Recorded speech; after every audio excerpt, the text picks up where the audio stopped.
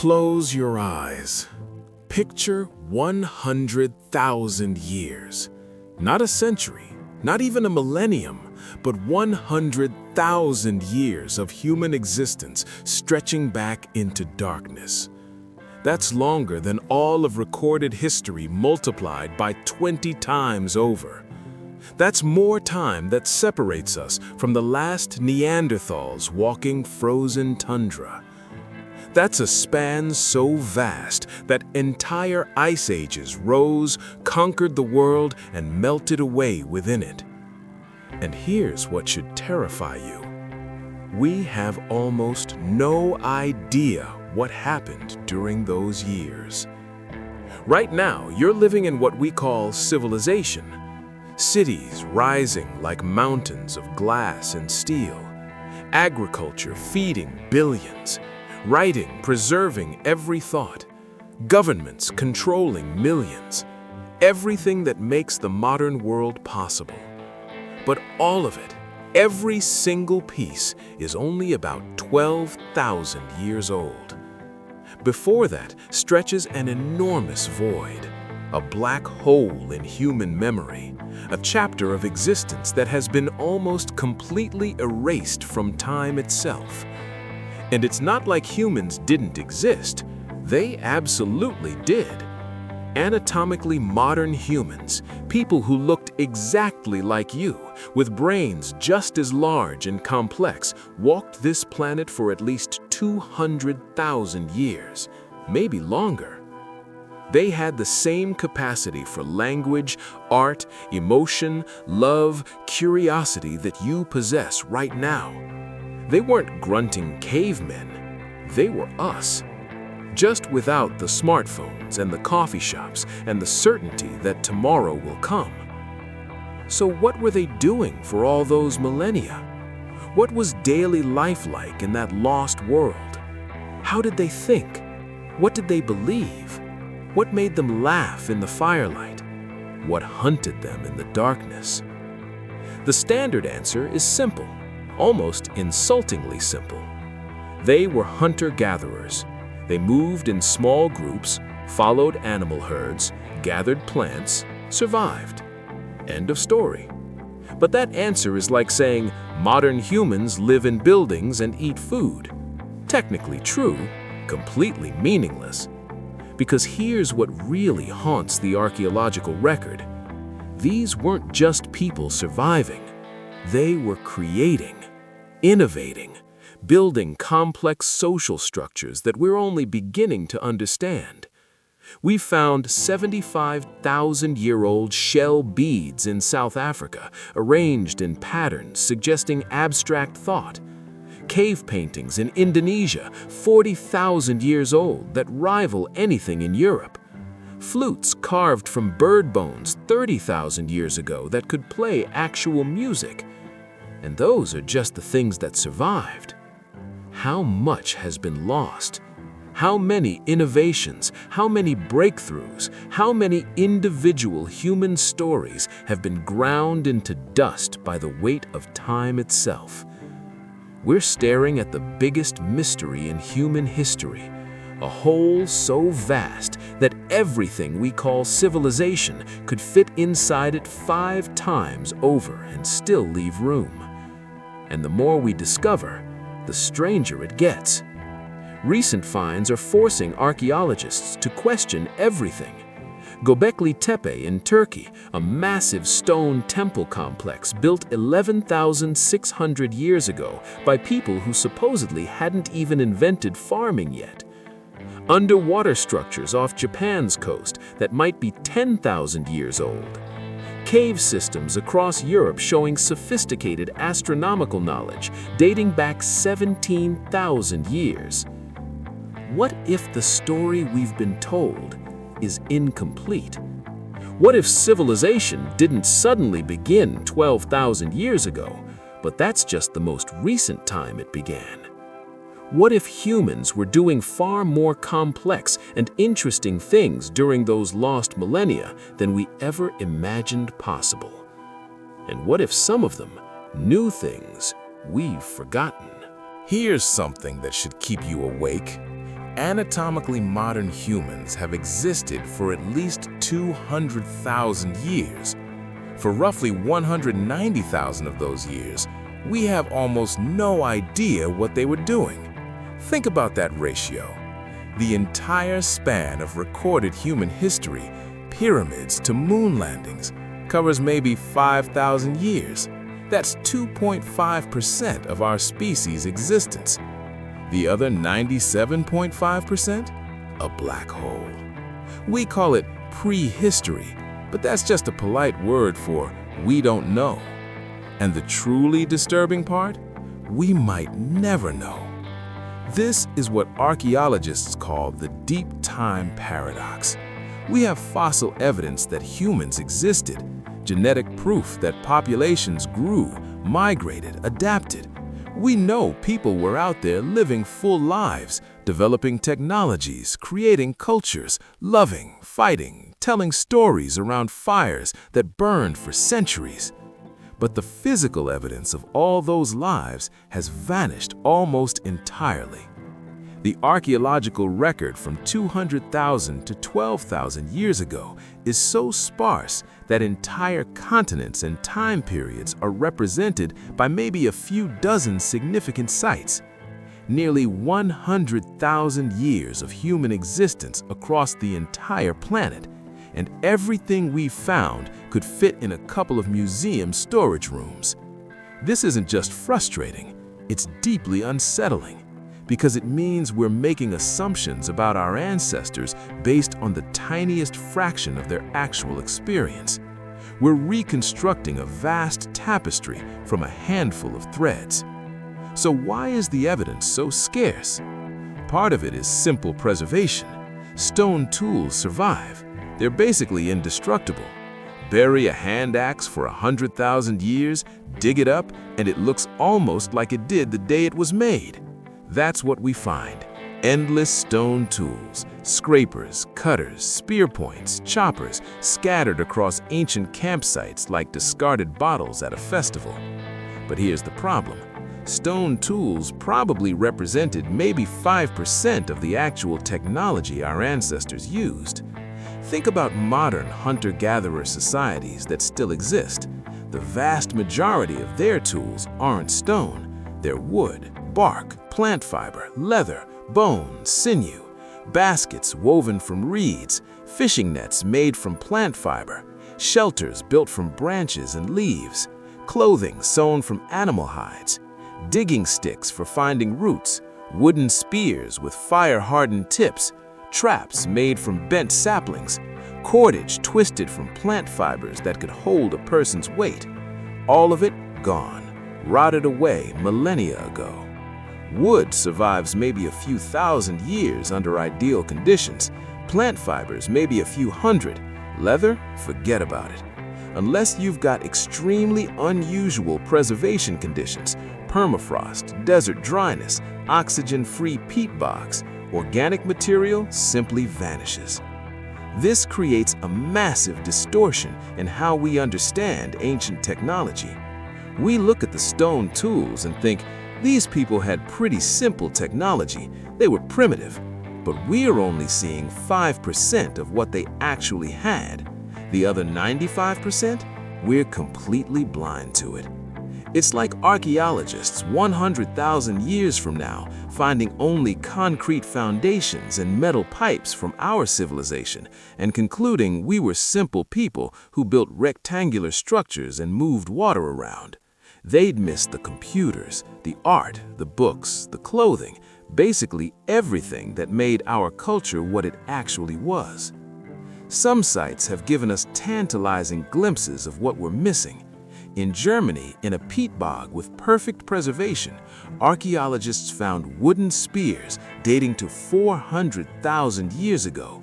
Not crude pointed sticks, these were sophisticated hunting weapons, carefully shaped from spruce trees, balanced for throwing, with the center of gravity positioned exactly like modern Olympic javelins.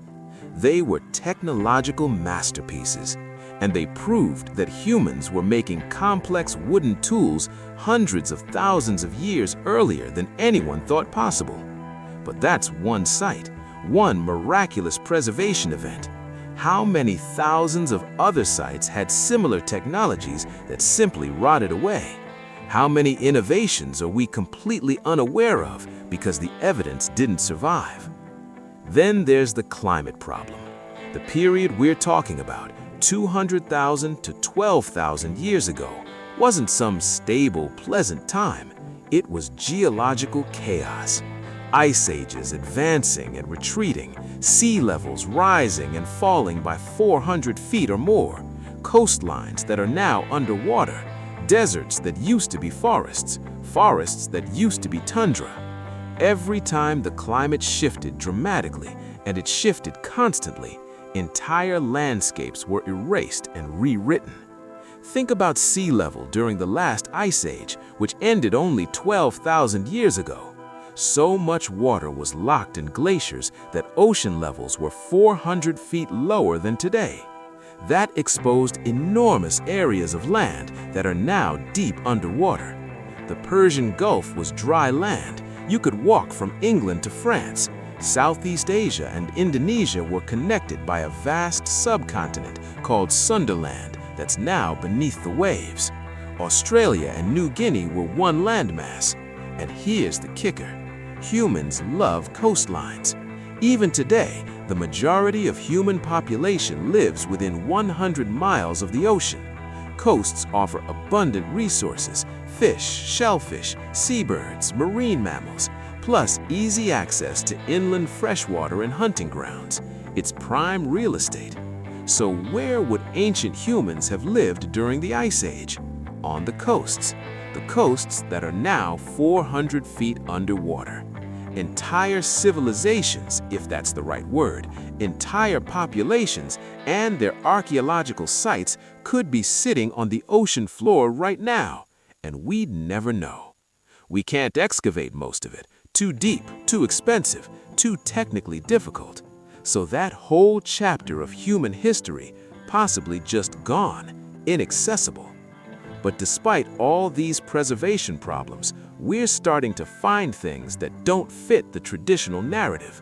Things that suggest our ancestors were far more sophisticated, far earlier than we ever imagined.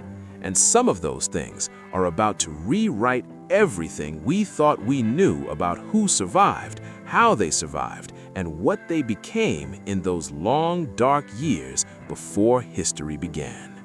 About 900,000 years ago, something catastrophic happened to the human species. We don't know exactly what it was. Climate disaster, disease, volcanic eruptions, possibly all three at once. But the genetic evidence is unmistakable. The global human population crashed to somewhere between 1,000 and 10,000 breeding individuals. Read that again. The entire human species across the entire planet was reduced to roughly the population of a small town. We teetered on the edge of extinction for nearly 100,000 years. This is called a population bottleneck, and it left a permanent signature in our DNA that scientists can still read today. When a species goes through a bottleneck this severe, genetic diversity collapses. There simply aren't enough individuals to maintain variation. That's why humans today have less genetic diversity than chimpanzees, even though we're spread across every continent and they're confined to small pockets of Africa. We all descend from that tiny population that somehow survived. Every person alive today, all 8 billion of us, carries the genetic echo of that near-extinction event. But here's what's truly remarkable. The humans who emerged from that bottleneck weren't weaker. They were transformed. Evolution doesn't care about fairness. It cares about survival. And when a population crashes that hard, only the most adaptable, the most cooperative, the most innovative individuals make it through. The bottleneck didn't just reduce human numbers. It selected for specific traits with brutal efficiency. Social cooperation became non-negotiable. A lone human can't survive long, but a coordinated group of humans can take down prey 10 times their size, defend against predators, share resources during lean times, and pass knowledge across generations. The humans who survived were the ones who could work together, who could communicate complex ideas, who could suppress immediate selfish impulses for long-term group survival. Cognitive flexibility became essential. The climate was unstable. Environments shifted rapidly. What worked last year might not work this year.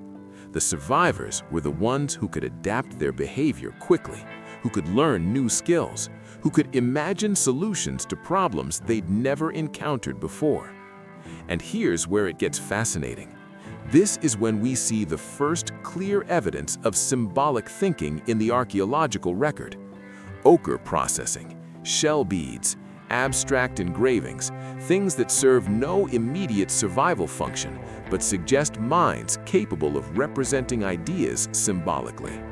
The bottleneck may have been the crucible that forged modern human consciousness. But survival came at a cost. With so few individuals, every death mattered catastrophically. Lose the one person who knows how to make fire, and everyone freezes. Lose the one elder who remembers where water is during drought, and everyone dies of thirst. Knowledge couldn't be hoarded. It had to be shared obsessively, redundantly, across the entire group. This created something unprecedented in the animal kingdom, a species where everyone is both teacher and student, where information flows freely, where the survival of the group depends on the wisdom of every member. That's the world that shaped us.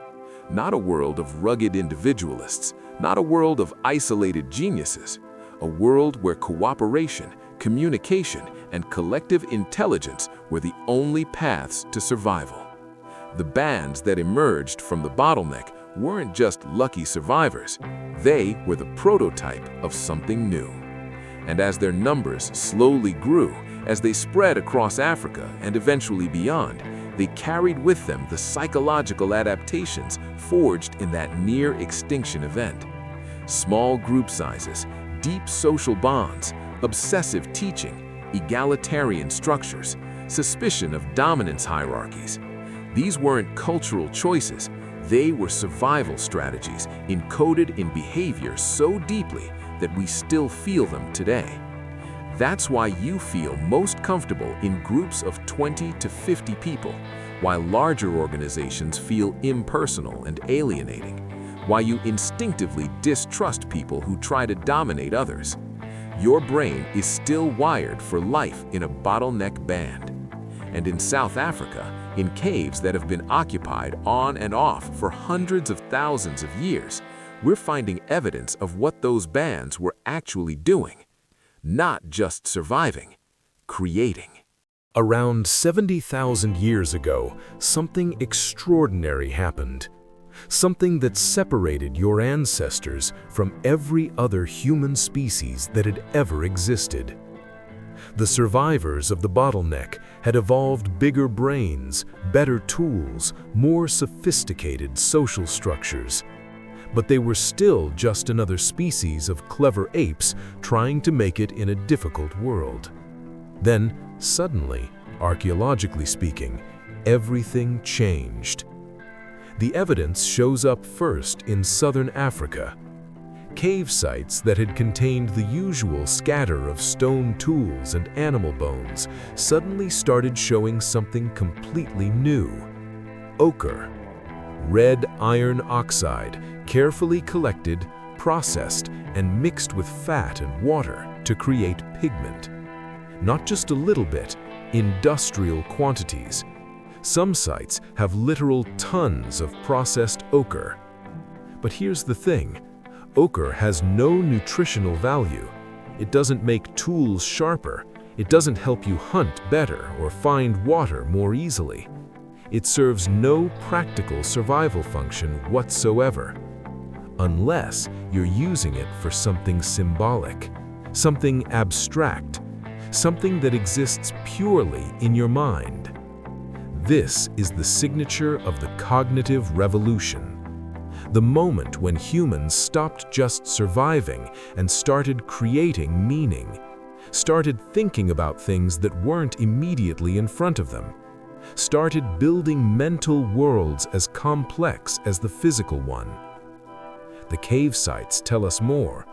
Shell beads carefully perforated for stringing into necklaces or bracelets. Bones marked with regular geometric patterns, not random scratches from butchering, but deliberate designs. Someone sat down and carved these patterns intentionally, invested time and effort into creating something that had no purpose except to exist as pattern, as symbol, as meaning. Some researchers think this is when humans first developed true language, not the simple communication that other primates use, warning calls and food signals, but recursive language, the ability to talk about things that aren't present, to describe yesterday's hunt or plan tomorrow's journey, to tell stories about ancestors who died generations ago, to imagine futures that haven't happened yet. Language changes everything. With language, knowledge doesn't just spread through demonstration and imitation, it explodes across populations at the speed of conversation. One person discovers that a particular plant root can cure infections. Within weeks, everyone in a 100-mile radius knows about it. Someone figures out a better way to track seasonal animal migrations. The knowledge becomes permanent, passed down through generations in stories and songs. But language does something even more profound. It allows you to think differently. Try imagining a complex plan without words. Try reasoning through a difficult problem using only mental pictures. It's nearly impossible. Language gives you the tools to think abstractly, to manipulate concepts, to build entire theoretical frameworks inside your head before testing them in reality. And your ancestors were getting very good at it. The archaeological record from 70,000 years ago onwards shows an explosion of innovation that makes everything that came before look glacially slow. New tool types appear and spread across thousands of miles within centuries. Art becomes more complex, more varied, more sophisticated. Burial practices become elaborate, suggesting not just awareness of death, but complex beliefs about what comes after. Then came the catastrophe. Around 74,000 years ago, Mount Toba in Indonesia erupted in what scientists call a supervolcanic event, the largest volcanic eruption in the past 2 million years. The explosion was so massive it darkened the sky across the entire planet. Ice cores from Greenland and Antarctica show a distinct layer from this eruption. The climate effects were devastating.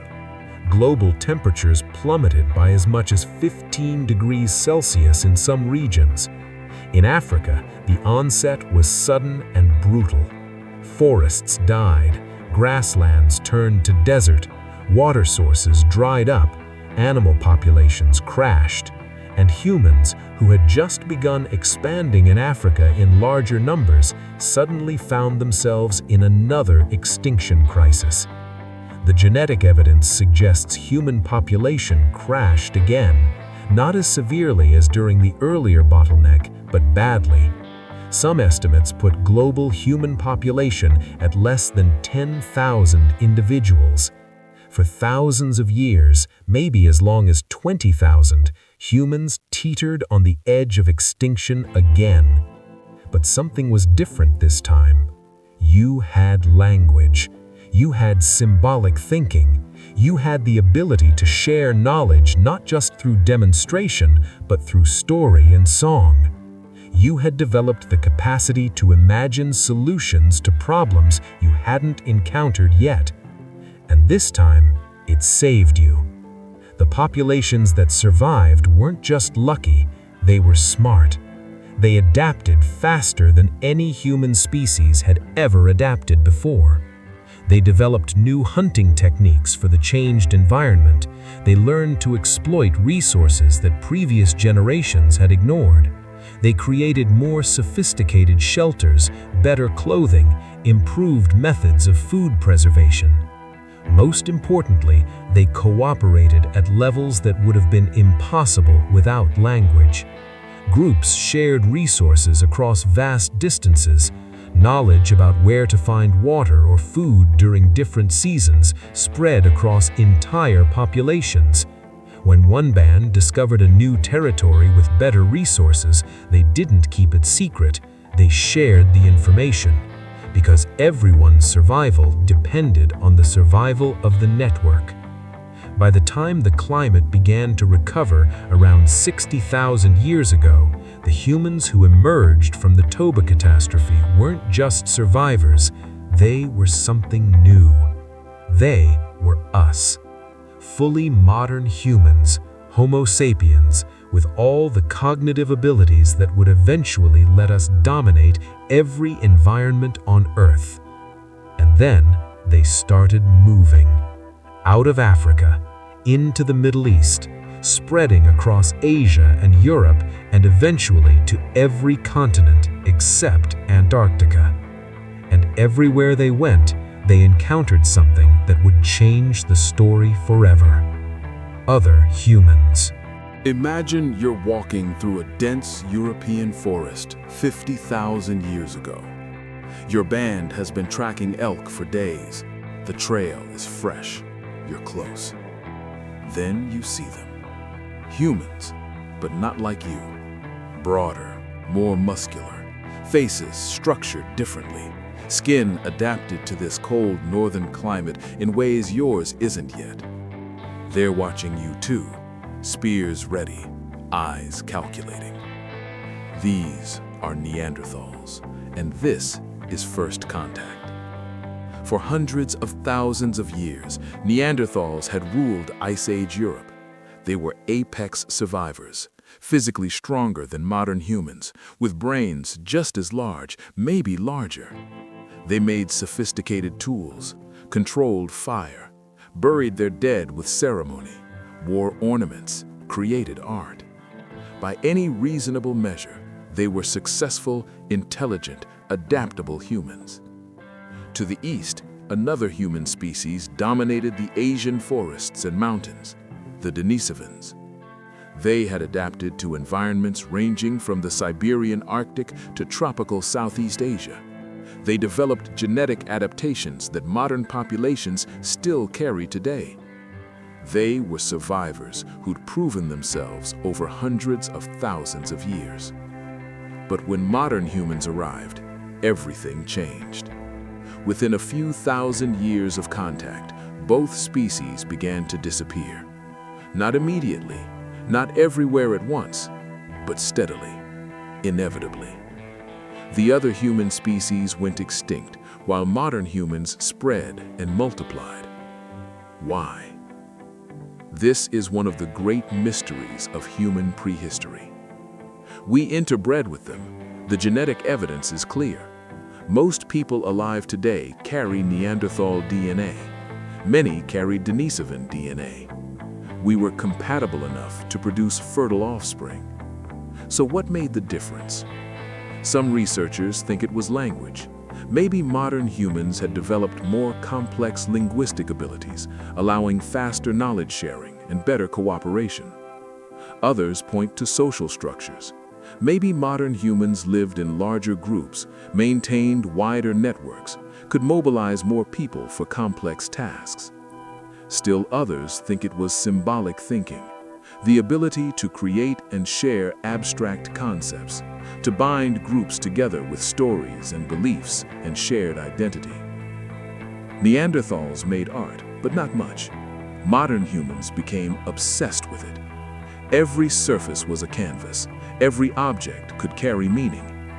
Maybe it was all of these things together, a package of cognitive abilities that individually weren't that impressive, but combined created something unprecedented.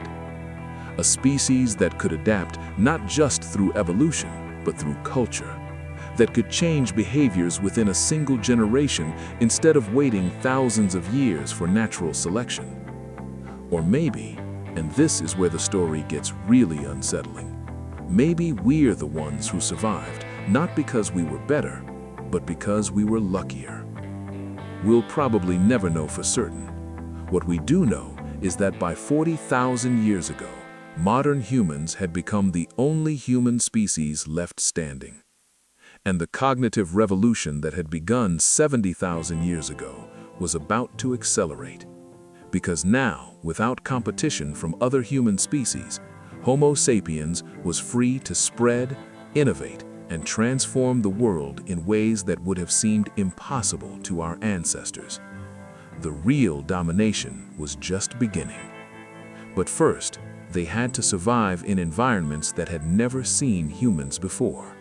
Frozen tundra where winter lasted 9 months, dense jungles where everything was either poisonous or trying to eat you, deserts where water was a distant memory. And somehow, impossibly, they didn't just survive these places, they thrived. The tools they used, the real tools, not just the stone fragments we find, were about to reveal themselves as far more sophisticated than anyone imagined. And the shelters they built, the clothes they wore, the technologies they developed, they're about to shatter every assumption we've made about primitive humans. When you picture ancient humans, you probably imagine them huddled in caves, gnawing raw meat, barely surviving with crude stone tools. This image is deeply burned into our collective imagination. It has become shorthand for primitive life. But here's the truth. It's mostly wrong. And the real story, the one told by evidence, is far more sophisticated. So strange, in fact, that it forces us to rethink what technology really means. Let's start with the cave myth. Yes, ancient humans used caves, but they didn't live in them the way you imagine. Caves were temporary shelters, winter refuges, places to escape extreme weather. They were not homes. Archaeological evidence inside caves is sparse. A few tools, some fire remains, signs of short-term use, not generations of life. So where did they actually live? They built shelters, real structures. The problem is that these structures were made from organic materials, wood, branches, animal hides, grass, reeds, materials that vanish completely after thousands of years. In only rare cases do we find traces, and when we do, the evidence is extraordinary. Across Europe, archaeologists have discovered circular stone arrangements dating back 40,000 years. These were not random stones. They were foundations, weights holding down hide tents or wooden frameworks. Some sites reveal post holes, dark stains in the soil where wooden poles once stood, patterns showing planning, engineering, structures designed to withstand wind and weather. In what is now the Czech Republic, archaeologists uncovered a structure built from mammoth bones, dozens of carefully selected bones forming a framework, covered with hides. This wasn't desperation, this was architecture. And for every structure that left evidence, thousands more vanished completely. What we see today is not ancient life, it is only its shadow. And while most of their tools vanished, something survived, painted on stone, carved in bone, something that reveals what was happening inside their minds. By the time your ancestors had mastered fire, refined tools, and learned to cooperate on a scale no other animal could match, something else had begun to change.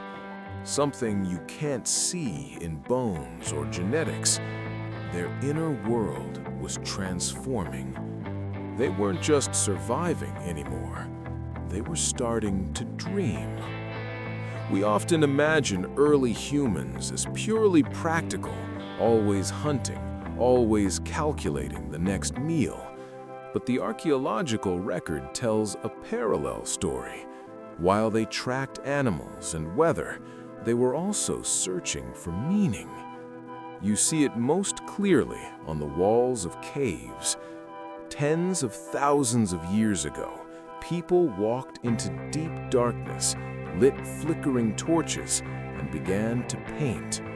Horses, bison, rhinoceros, human hands. Not doodles, but images filled with motion, perspective, and intent. Some paintings are over 40,000 years old, older than cities, older than writing. Why risk danger to paint animals you already saw every day? Maybe these were hunting rituals, maybe lessons for the young, maybe early calendars, or maybe something closer to prayer. Hand stencils appear again and again, palms pressed to stone, pigment blown around them, ghostly signatures that seem to say, "I was here, we were here." Around the same time, humans began burying their dead with care, bodies placed intentionally, decorated with beads, tools, red ochre like blood. You don't do that if death means nothing. These burials suggest memory, grief, and perhaps belief in something beyond the last breath. Then came the figurines, the so-called Venus statues, small carved bodies with exaggerated hips and bellies, symbols of fertility, abundance, continuity. In a harsh world, life itself became sacred. All of this points towards something deeper, early spiritual thought. Caves used for ritual, hybrid human-animal figures, repeated symbols. Some individuals may have acted as mediators between worlds, early shamans, using trance, rhythm, and altered states to seek meaning. And there was music. Bone flutes over 35,000 years old show careful design, tuned holes, controlled sound. Music doesn't feed you, but it binds groups, synchronizes emotion, and turns fear into belonging. Pull all of this together, paintings, burials, figurines, music, and a clear picture emerges. Art was not a hobby. It was a survival tool for the mind. Stories explained chaos, rituals calmed fear, songs bonded groups, symbols carried memory across generations. Long before temples or scriptures, humans practiced belief. Long before civilization, they shaped an inner world as carefully as their tools. And when they finally spread across the planet, they didn't go alone. They carried images, songs, and stories with them. Those invisible things would shape everything that came next. Picture the world again. The bottleneck is over. Rains return, herds move, rivers flow. Grasslands reclaim land that was dust and bone for generations. Your people multiply. Thousands become tens of thousands, then hundreds of thousands. Africa is no longer empty. It's a web of human groups linked by kinship, trade, and shared stories. But Africa is not infinite.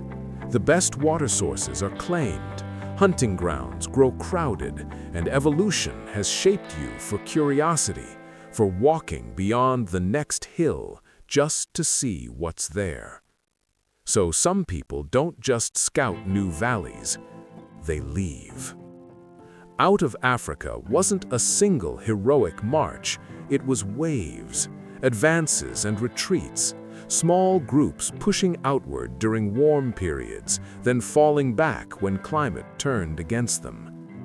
Early attempts reached the Middle East over 100,000 years ago, but failed.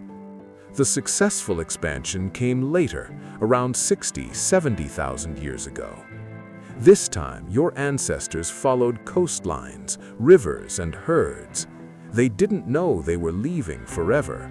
To them, it was just another shoreline, another season. But they didn't turn back. They spread into Eurasia. Some went into Europe, where Neanderthals already lived, strong, cold-adapted, intelligent. The story wasn't simple replacement. It was contact, coexistence, and interbreeding. Today, non-African humans still carry Neanderthal DNA. Farther east, they met Denisovans. Their genes still help modern Tibetans survive thin mountain air.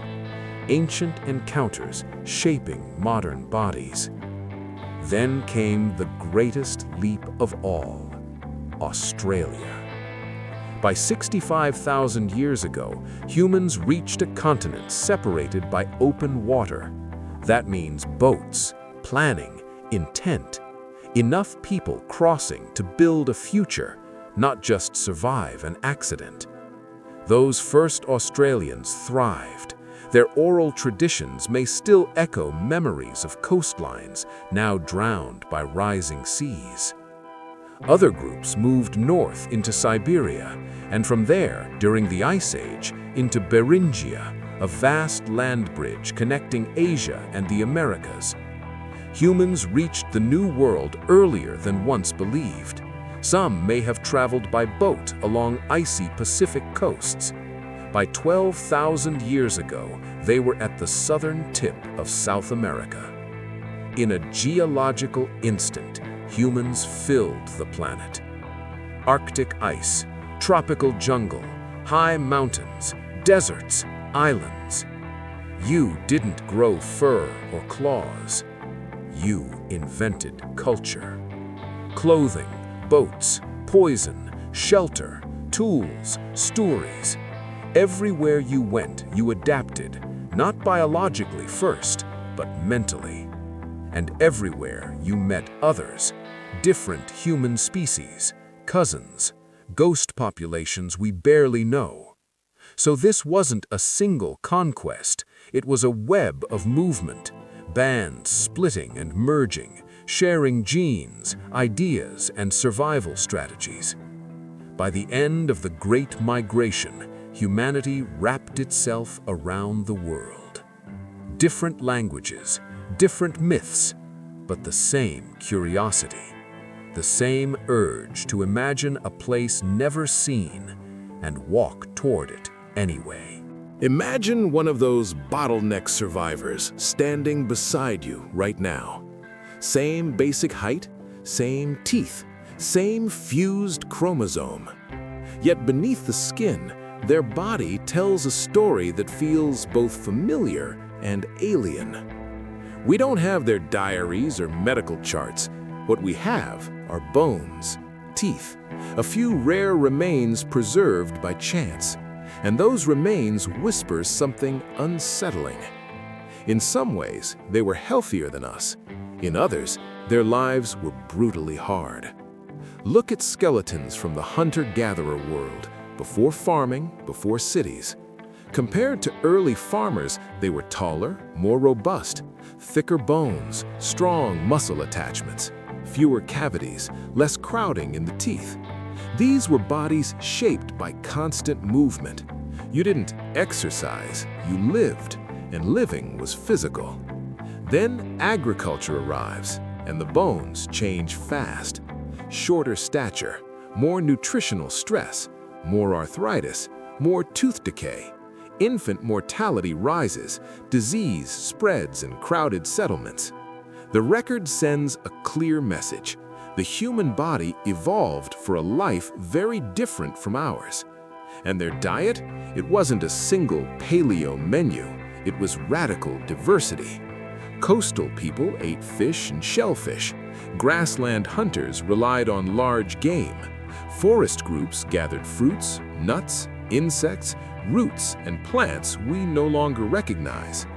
Hundreds of foods, seasonal, unpredictable. Feast and famine shaped their metabolism. Long hunger, followed by sudden abundance.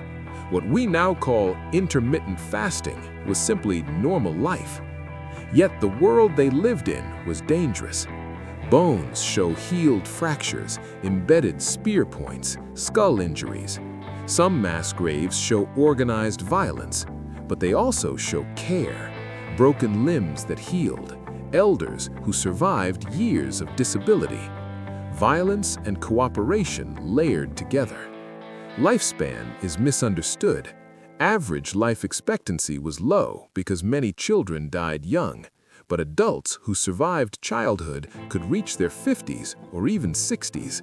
Grandparents existed and mattered. Death came from infection, injury, childbirth, or bad luck. No antibiotics, a small wound could kill. And still, medicine existed. Skulls with clean circular holes reveal trepanation. Many show healing. The patients lived. Someone knew how to cut bone and prevent fatal infection. Healing came from plants, smoke, ritual, and hard-earned knowledge. Their bodies were strong, not superhuman, but relentlessly conditioned. Long-distance walking, carrying weight, enduring cold, hunger, pain.